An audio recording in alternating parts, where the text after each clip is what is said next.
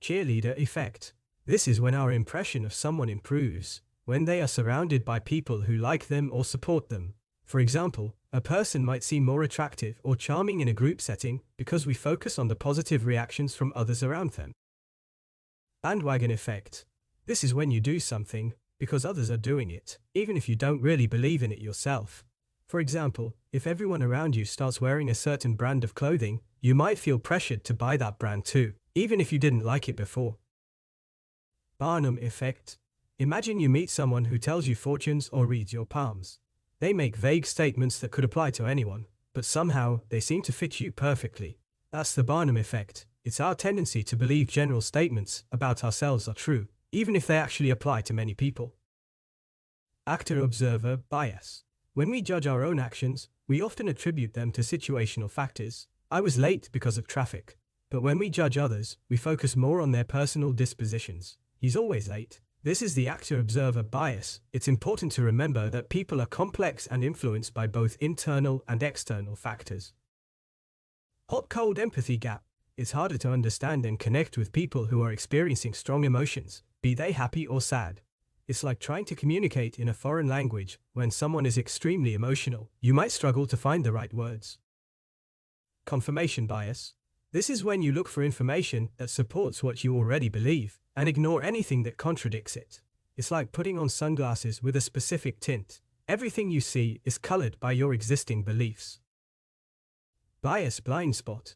This is when we're unaware of our own biases and assume others have more bias than ourselves. For example, someone might accuse others of having a confirmation bias while ignoring their own. It can be difficult to recognize our own biases because they are often unconscious. Hindsight bias. After an event has happened, we often think we would have predicted the outcome if only we had known more. It's like watching a movie in reverse and feeling smarter than the characters because we know what's coming. Framing effect. This is when the way information is presented influences our decisions, even if the actual content remains the same. Imagine you receive two emails, both offering discounts on a product but worded differently. One email says, save $20 on a $100 item, while the other says pay only $80 instead of $100. Though they represent the same savings, you might be more attracted to the second offer because it frames the discount as a reduction in price rather than an increase in savings. Loss aversion. This is the tendency to prefer avoiding losses to acquiring gains. For example, people tend to work harder to avoid losing $5 than they do to earn $5. It can lead us to make decisions based on fear of loss rather than potential gain. Base rate fallacy. This happens when we focus too much on specific details and ignore overall probabilities. Imagine you're at a party where many people are wearing red shirts. Based on this observation alone, you might make an incorrect assumption that most guests are wearing red shirts, ignoring the base rate of various shirt colors in the population. Fundamental attribution error. This error happens when we judge others based on their character or disposition, rather than considering external factors that might influence their behavior. For example, if someone is rude to us, we might assume they're just a grumpy person, without realizing there could be other explanations like stress or exhaustion. In-group bias. This is when we favor members of our own group and discriminate against those who are not part of it. For example, fans of a sports team might dislike another team's fans and feel superior, even if there's no real reason for the animosity. Illusion of control. This is when we overestimate our ability to influence events or outcomes, even if there are external factors at play. For example, some people might believe they have control over the weather by wearing certain clothes or performing rituals, but in reality, these actions have no effect on the weather. Attentional bias. This is when we pay more attention to certain information or stimuli and ignore other relevant details. For example, if you're looking for your car keys but can only find one set of keys, you might continue searching in the same spot even though they could be somewhere else due to attentional bias. Hot-hand fallacy. This is the belief that a hot streak or run of good luck will continue indefinitely, and that one's current success is due to skill rather than chance. For example, a gambler might keep betting on red at roulette after several wins because they believe their luck has changed, even though each spin is independent. Peak end rule. This is when we judge experiences based on their most intense moments, peaks, and how they end rather than their overall duration or average intensity.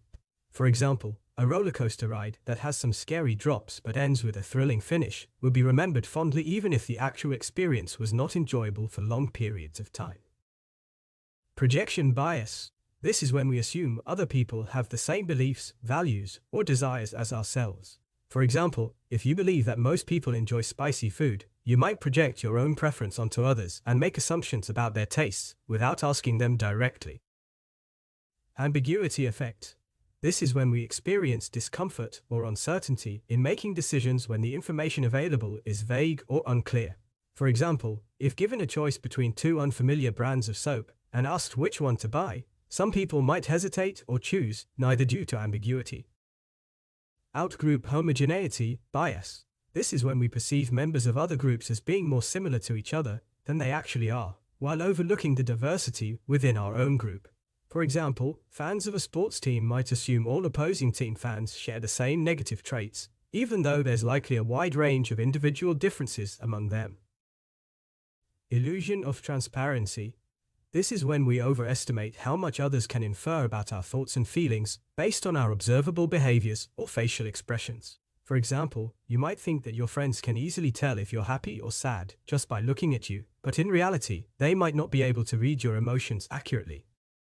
These biases are inherent to the human brain's wiring and develop as a result of evolutionary processes and social conditioning.